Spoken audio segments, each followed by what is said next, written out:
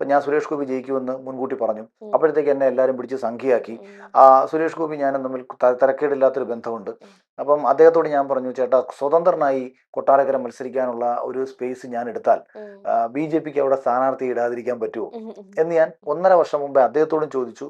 RSSന്റെ ഡൽഹിയിലെ PR, അതായത് സമ്പർക്ക് പ്രമുഖ് എന്ന് പോസ്റ്റിലിരിക്കുന്ന ഓൾ ഇന്ത്യ സമ്പർക്ക് പ്രമുഖായിട്ടുള്ള ജയകുമാർ എന്ന് പറയുന്ന ചേട്ടനുണ്ട്. അദ്ദേഹം എനിക്ക് ഈ രാമക്ഷേത്രത്തിന് അക്ഷതമൊക്കെ തരാൻ വേണ്ടി വന്നതാണ്. അങ്ങനെ ഞങ്ങൾ സംസാരിച്ച സമയത്ത് ഞാൻ പറഞ്ഞു, ജയേട്ടൻ എനിക്കൊരു ഹെൽപ്പ് ചെയ്യാൻ പറ്റുമോ?